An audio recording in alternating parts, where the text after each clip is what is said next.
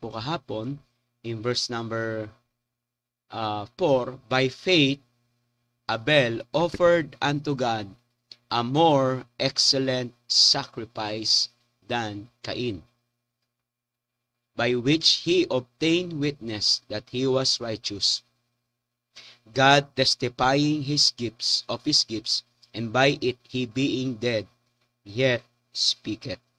Po, ang pananampalataya ni Abel, pinakita po niya through his giving, through his offering. Kaya ang tanong po ngayong umaga,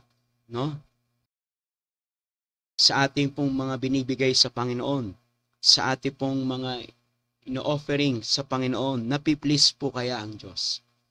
Nag-glorify po kaya ang Diyos? Kung nais natin ma-please ang Panginoon, una-una po, we have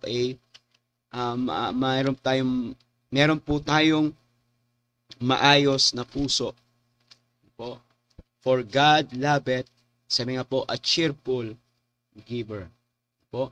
So, dyan po pinakita ni Abel ang kanyang pananampalataya through his giving. Yan. Ngayon naman po, pag-uusapan natin ang pananampalataya ni Enoch. Basahin po natin sa verse 5. Ano sabi sa verse 5?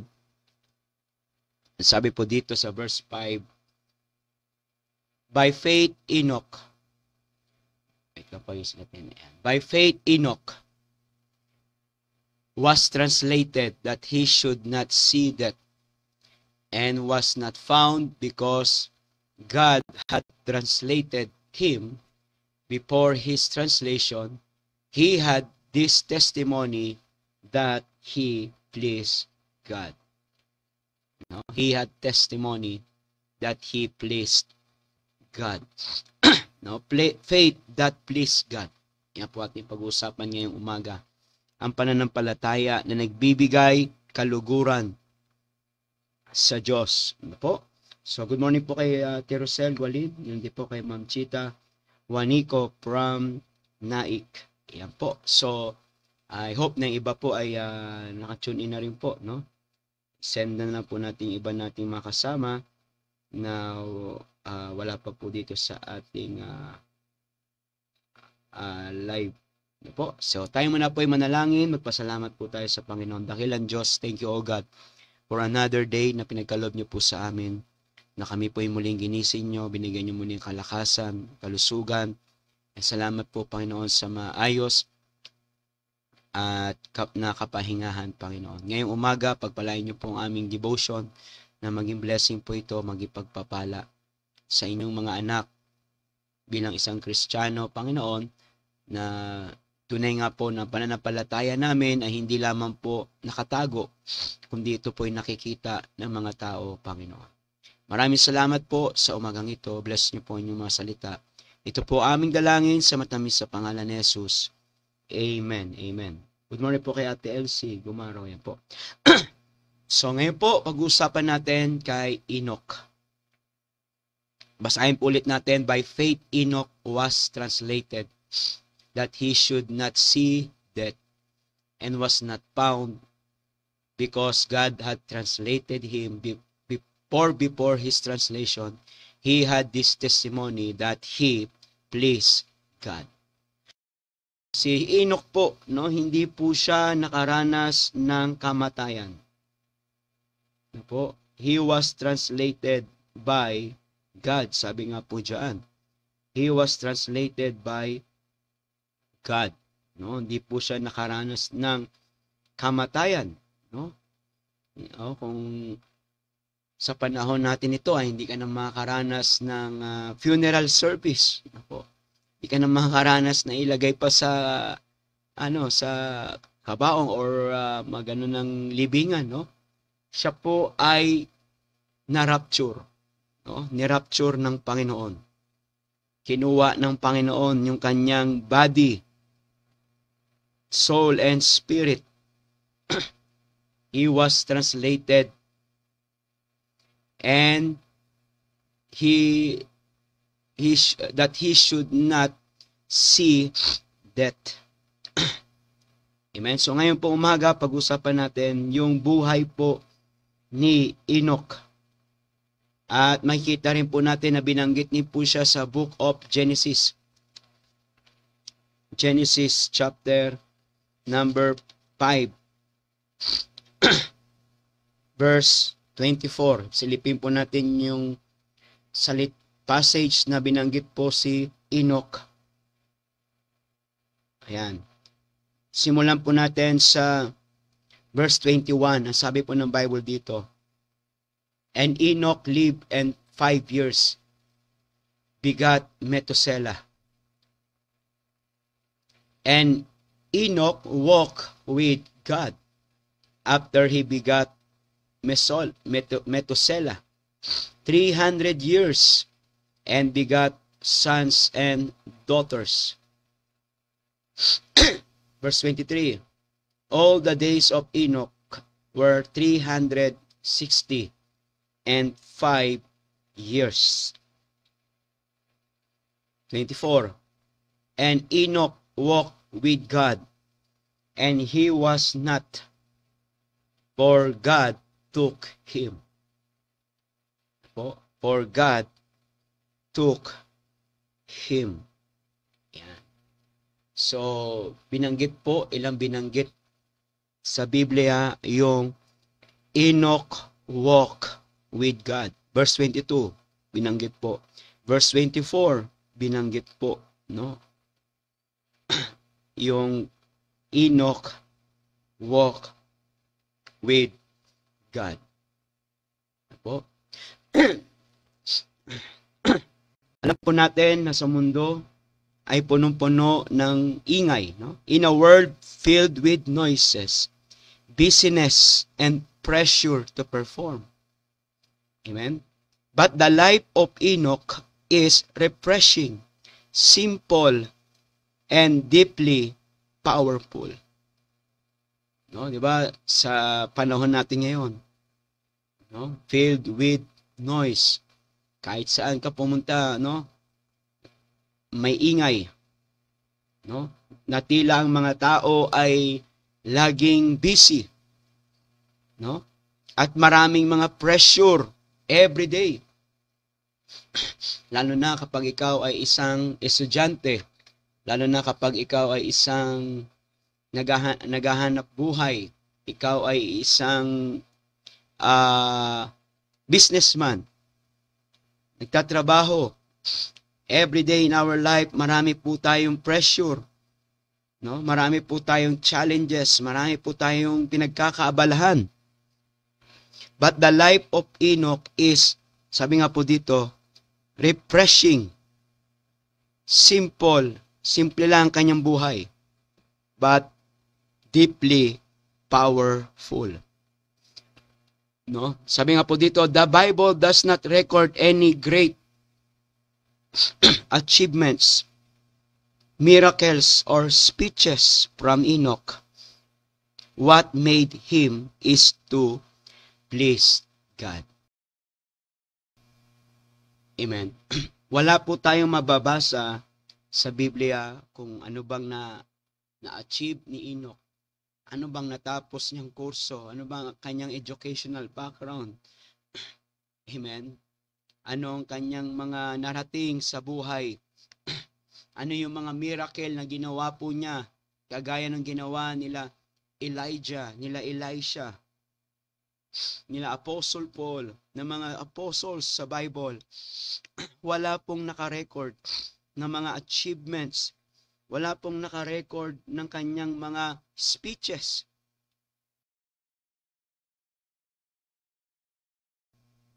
But his life, amen, nagkaroon ng impact sa Diyos. Amen? Kasi tayo, minsan pong gusto natin makilala tayo, gusto natin ma-recognize tayo ng tao, makilala tayo ng tao, makita ng tao yung ating achievement, makita ng mga tao yung ating natapos, yung ating nagawa, kung anong klaseng kakayahan na meron tayo. Minsan yun po yung goal natin sa buhay. Amen? Na Lahat ng pangarap mo ay maabot mo. Lahat ng kagustuhan mo ay marating mo. Ano po? But what made him is to please God. Wala pong nakarecord ko ano yung mga achievement, miracle, speeches na meron si Enoch. But isa lang po ang kanyang ginawa sa buhay niya. He walked with God. At dahil po sa kanyang paglakad sa Panginoon, he pleased God. Amen. He pleased God. Nabigyan niya po ng kaluguran ang Diyos. Sabi nga po dito, hindi na pinaranas ng Diyos ang kamatayan sa kanya. Gusto ng Panginoon na ma-experience niya na agad ang eternal blessing sa langit. Sa sobra excitement ng Diyos, kinuha na lang niya si Enoch ng bigla-bigla at pinaranas sa kanya ang eternity at mga eternal na mga bagay sa mundo. Because he had this testimony that he pleased God. So ngayon pong umaga, how Enoch pleased God? Paano na-please ni Enoch ang Diyos? Paano tinaalamin yan? Wala nga pong mga record na meron si Enoch. No? Para tinaalamin, paano ba siya lumakad sa Panginoon? Oo. Ano mang ginagawa niya sa buhay niya? Paano niya nabigyan ng kaluguran ng Diyos? Paano malalaman po yan? Wala pong masyadong record, no? Sa Bible tungkol sa kanyang buhay. Pero tignan na lang po natin kung ano yung makikita natin. Number 1 po, paano na-please ni Enoch ang Diyos at doon po pinakita ni Enoch ang kanyang pananampalataya. Number 1, he walked with God even he is surrounded with wickedness.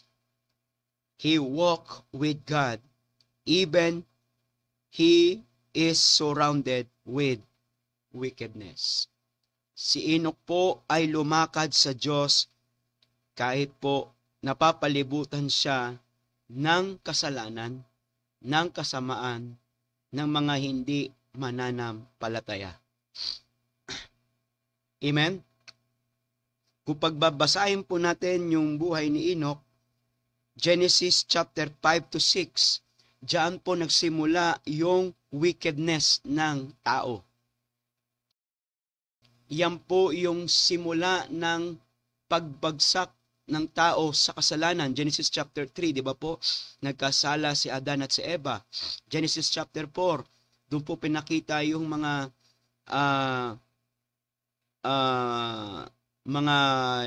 lahi ni Adan at Eva. At habang tumatakbo po ang lahi ng mga tao sa panahon nila Adam and Eve, ay lumalago din po yung kasalanan. Lumalago rin po ang kasalanan. He lived in a time of growing wickedness. Kaya nga po pagdating sa Genesis chapter 6, no, namatay po si Enoch sa Genesis chapter 5, Genesis chapter 6, nakita ng Diyos that the wickedness of man was great in the earth. Sobra-sobra na yung kasamaan na meron sa mundo. Genesis chapter 6, at doon po tinawag ng Diyos si Noah. Po? So may kita po natin dito, paano po niya na-please ang Panginoon sa pamamagitan ng kanyang pananampalataya. Ano pong ginawa niya? He walked with God even he is surrounded with wickedness. He chose a different path to please God. He chose a different path. Bagamat yung nasa paligid niya ay gumagawa ng kasalanan, hindi na kumikilala sa Diyos, wala ng paglakad sa Panginoon, wala ng oras sa Panginoon, wala ng pag-iisip sa Panginoon, but Enoch chose a different path to please God. He did not let the word infect or affect his spiritual life. At nawa tayo rin po bilang Kristiyano, no? We want to please God in our life. Gusto natin ma-please ang Panginoon. Gusto natin malugod ang Panginoon sa buhay natin. Nawa po nananatili pa rin tayong lumalakad sa Diyos kahit ang paligid natin, kahit ang mundo ay pasama ng pasama. Amen? Kung ikaw ay nasa opisina, nakikita pa rin na you are a Christian. Kung ikaw ay nasa school, nakikita pa rin na ang Diyos sa buhay mo. Kung ikaw ay nasa inyong tahanan, nakikita na meron kayong pananampalataya sa Panginoon. Amen? Hindi yung madali tayong madala ng sanlibutan. Amen? Kung ano yung trending sa sanlibutan, yun din yung ginagawa ng Kristiyano. Amen? Uso ang ganyang buhok, ganun din yung buhok niya. Uso yung ganyang damit sa mundo, ganun din yung damit niya. Uso yung ganitong ginagawa ng sanlibutan sa Facebook, yun din meron siya sa Facebook.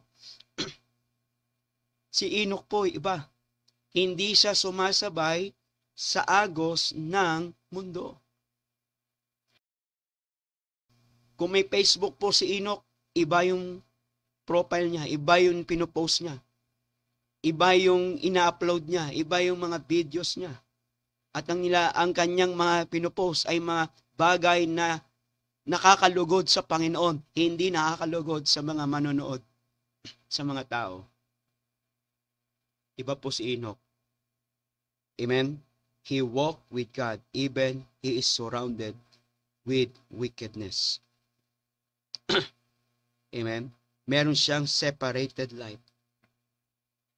Amen? Hindi siya nadadala. Hindi siya pag niyaya, alika, labas tayo, ano tayo. Meron siyang conviction, meron siyang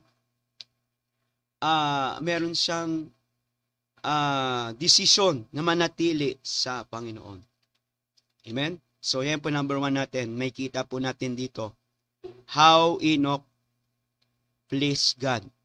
He walked with God even he is surrounded with wickedness.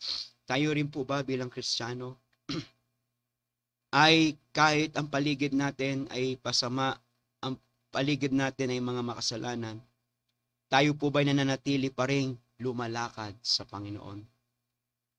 Or tayo po'y nadadala na rin? Tayo ay napapagaya na rin? Tayo ay naengganyo rin? Naiinggit? Amen? At hindi po mapiplease ang Diyos doon. Amen? Number 2 po. Ano po makikita po natin dito sa buhay ni Enoch? Paano po niya na-please ang Panginoon sa kanyang buhay habang siya ay nasa lupa? Number 2, he walked with God with consistency. He walked with God consistently.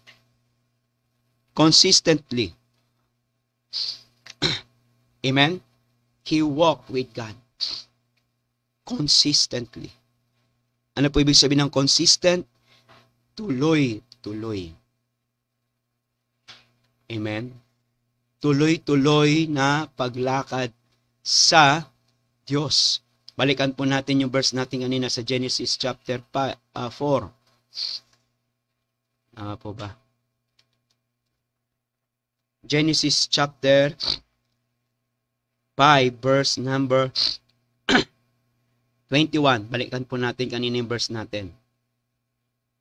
Genesis chapter 5. Nandiyan pa po ba kayo? Verse number 22. Yan. Sabi po dito, and Enoch walked with God after he begot Methuselah 300 years and begot sons and daughters. 300 years. For 300 years, he walked with God. Amen. 300 years. He walked consistently to God. Amen? Napakahaba po nung 300 years. Amen? For 300 years, he walked with God. He is faithful to God. Amen? He pleased God for 300 years. Gumawa siya ng mga bagay na nakakalugod sa Panginoon for 300 years. Gumawa siya ng mga bagay na natutuwa ang Diyos for 300 years. Nanatili siyang matapat at hindi po siya nanatiling namuhay sa mundo for 300 years. Tayo po bilang Kristiyano, ilang taon ka pa lang na Kristiyano?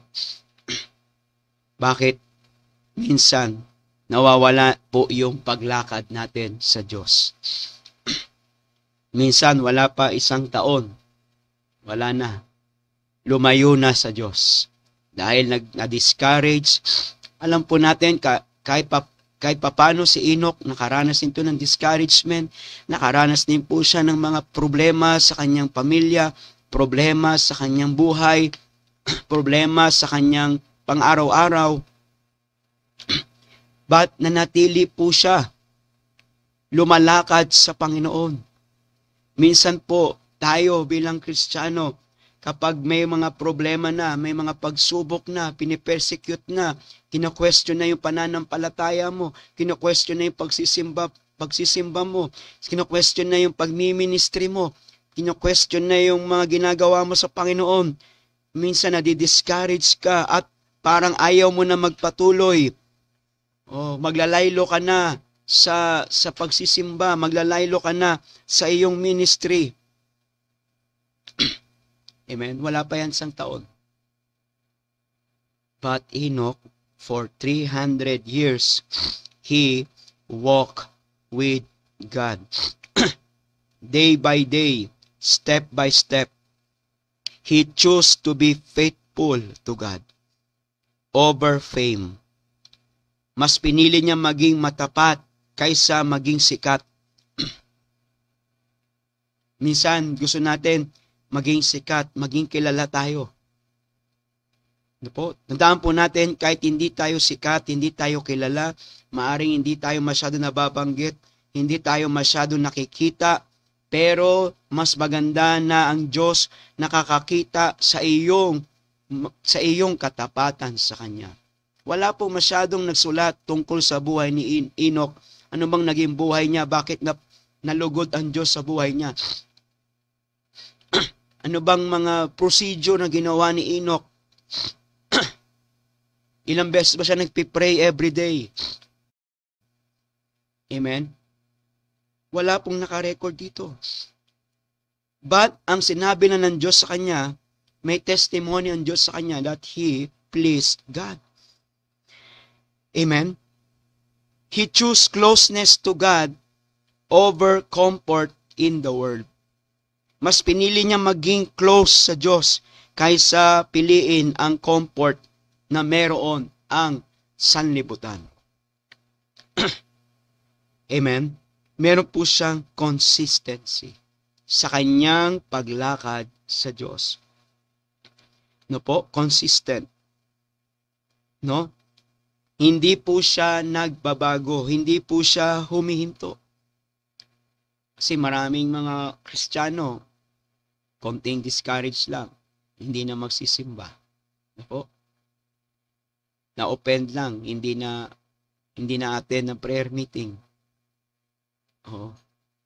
Hindi lang nagustuhan hindi naging nagustuhan yung narinig niya sa salita niya sa preaching. Lilipat na siya ng ibang church. Magtatampo na siya. Hindi na siya mag-uwi ng kaluluwa. Lalayo na siya sa mga Christian brethren niya. I-disfellowship niya na yung kanyang sarili sa mga mananampalataya. Amen? Si Enoch po, he walked with God for 300 years with consistent in walking with God. being faithful to God, being close to God. Kaya nga po, his faith and obedience did not change. Kasi misa po may mga Kristiyano, susunod lang sa Panginoon kapag masaya. Susunod lang sa Panginoon kapag may blessing. Faithful yan, lahat ng service kasi may blessing siya na natanggap sa Panginoon. Pero pag wala ng blessing, mga problema na dumadaan, wala na rin siya. Hindi na siya lumalakad sa Panginoon. Wala na rin siyang Bible reading. Wala na rin siyang prayer life.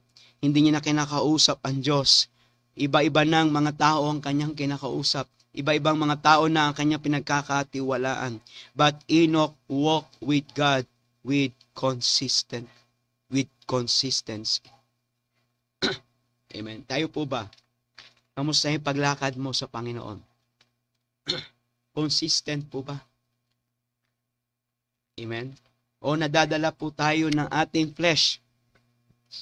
No? Ang isang kalaban ng Kristiyano is flesh. The flesh is always against the Spirit. Laging kumukontra yan sa paglakad mo sa Panginoon. Or the world, ang sanlibutan, ang mga material na mga bagay ang nagpapalayo sa iyo sa lakad mo sa Diyos. Amen. So number 1, he walked with God even he is surrounded with wickedness. Number 2, he walked with God with consistency. And number 3, he walked with God with good testimony. With good testimony. Sabi po ng Bible, before his translation, bago pa siya i-translate, bago siya i-rapture, bago siya kunin ng Panginoon, ano pong iniwan niya? He had this testimony that he pleased God. Nag-iwan po siya ng testimony. Nag-iwan po siya ng patotoo. Amen? Bilang mananampalataya po, ano po ang dapat makita, patotoo, na makita ng tao sa atin? Ano po sabi sa Matthew 5:16? Let your light so shine before men that they may see your good works and glorify your Father which is in heaven. Meron po siyang good testimony. Nagliliwanag. Ano nagliliwanag sa kanya? Ang Diyos. Paano po natin ipapaliwanagin ang Diyos sa buhay natin? That they may see your good works. They may see your good works. Amen. He just not walk with God personally, but he has a good testimony to others so that he please God. No, hindi lang po siya merong personal closeness sa Panginoon, but meron din po siyang good testimony sa iba. How Enoch showed his testimony. Una-una po, he showed it on his character. Character. Makikita po na tayo ay lumalakad sa Diyos sa pumakita on our character. Kung anong klaseng character meron po tayo. Amen? No po? Magpapakita na tayo ay merong tamang paglakad sa Panginoon kung maganda yung ating testimony. Maganda yung ating character. Sa tingin nyo po ba magandang testimony sa isang Kristiyano na sinasabi niyang Kristiyano siya, lumalakad siya sa Panginoon, pero nakikita sa kanya siya ay laging may kaaway. Amen. Siya ay laging mayroong galit. Siya ay laging galit. Amen. Hindi po may kita sa atin ang pagiging Kristiyano kung hindi po tama, maayos ang ating karakter. Bakit po? Ang tunay na lumalakad sa Panginoon ay nagbubunga ng tamang karakter. Tamang pamumuhay. Sabi ng 2 Corinthians 5:17, therefore, if any man be in Christ, he is a new creature. Makikita sa kanyang karakter. May kita sa kanyang behavior. May kita paano niya i-treat ang kanyang kapwa. Amen? Paano siya nagiging blessing sa kanyang kapwa. No po? Pangalawa po, paano pinakita ni Enoch that he showed his testimony. Number 2 po, his steps are guided by the word of God. Hindi po siya makakalakad ng tama sa Panginoon without the word of God. Tayo rin po, hindi tayo makakalakad ng tama sa Diyos without the word of God. Amen? Maliligaw po tayo. Gagawa tayo ng sarili nating gusto kung walang salita ng Diyos. Or magiging self-righteous lang tayo.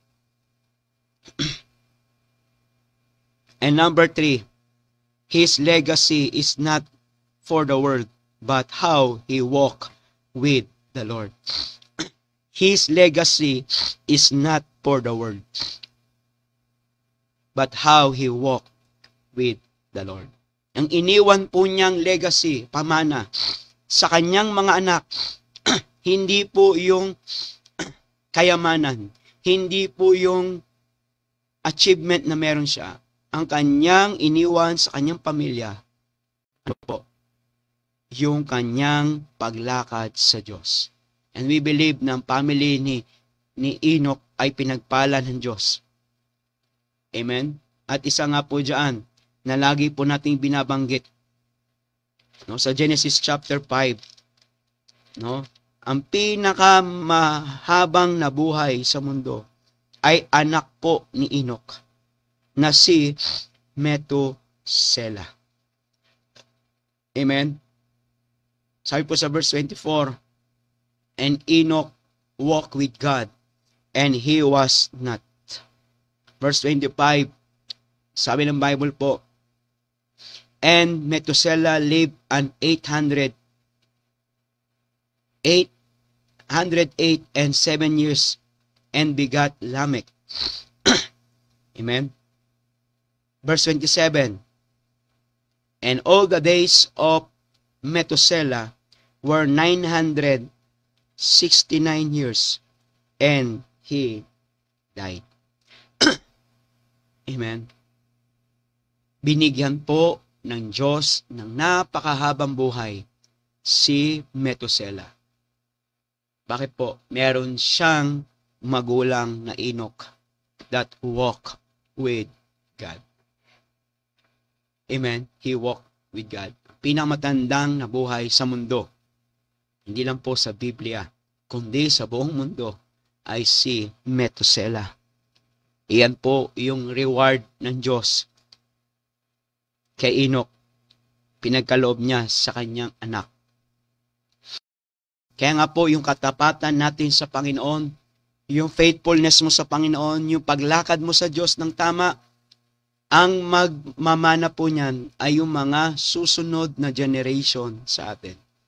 Maybe yung ating anak, maybe yung iyong apo, ang magtatamo ng blessing na galing sa Diyos. Kung matapat ka sa Panginoon, kung lalakad ka sa Panginoon, kung tayo ay tama yung direksyon natin sa Panginoon. Pero kung hindi po tama yung ating direksyon, tama yung paglakad natin sa Panginoon, hindi po blessing yung matatanggap nila, kundi pagpapalo. Yan. Pagpapalo. So ngayon po, on our conclusion, ang tanong, are we walking with God in a way that pleases Him? Lumalakad ka ba sa Diyos sa paraan na nalulugod ang Diyos? Amen? Nalulugod ba ang Diyos sa buhay po natin? Saan siya nalulugod? Sa buhay mo. Saan? Amen. Saan bahagi ng buhay po natin nalulugod ang Diyos? Amen. Nalulugod ba ang Diyos kung tayo ay wala lagi sa pananambahan? Nalulugod kaya ang Diyos kung lagi tayong nahuhuli sa mga pananambahan? Nalulugod kaya ang Diyos kapag hindi tayo nagiging matapat sa pagbibigay? Amen. Kagaya ni Abel, nalugod ang Diyos sa offering ni Abel. Amen. Natuwa ang Diyos sa offering ni Abel. Amen. Consistent ba tayo sa ating pagbibigay ng ikapu at ating mga handog? Amen. Not perfectly, but daily, consistently. Hindi naman tayo perfect, but consistent po ba tayo? Kagaya ni Enoch, consistent, hindi nagbago yung kanyang pananampalataya, hindi nagbago yung kanyang excitement sa Panginoon, hindi nagbago yung kanyang fellowship sa Panginoon for 300 years na kanyang paglakad sa Panginoon. Kaya tanong po ngayong umaga, ilang taong Kristiyano na po tayo at minsan sinasabi natin parang ayaw mo na magpatuloy sa Panginoon. Kung nakaloko din, nagsasawa ka na sa Panginoon. Parang gusto mo ng ibang gawain, ibang atmosphere. Are you making space or time to listen, obey, and live by faith, even when no one watching us?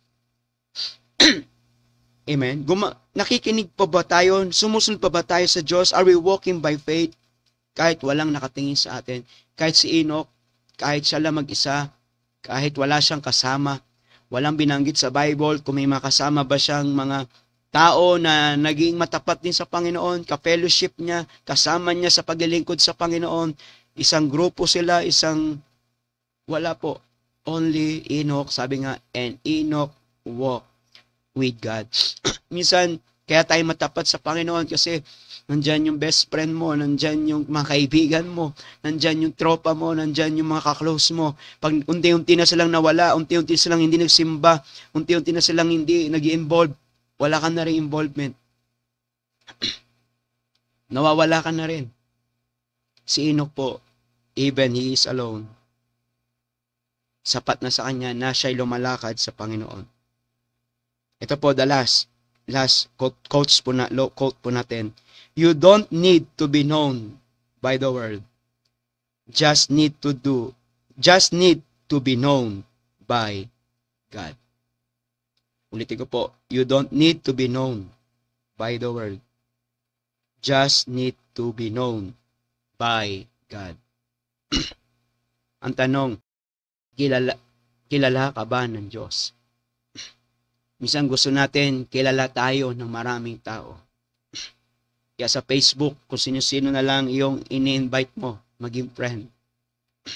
Pero ang tanong, kilala ba tayo ng Diyos? Sa kagaya ni Enoch. Di siya kilala masyado during his time. Pero kilala siya ng Diyos because Enoch walked with God. So ngayon pong umaga, I hope na naging blessing po yung ating lesson ngayong umaga. Ito po sa ating pag-aaral tungkol sa pananampalataya ni Enoch. No? Paano po niya pinakita ang kanyang pananampalataya by his walking with God.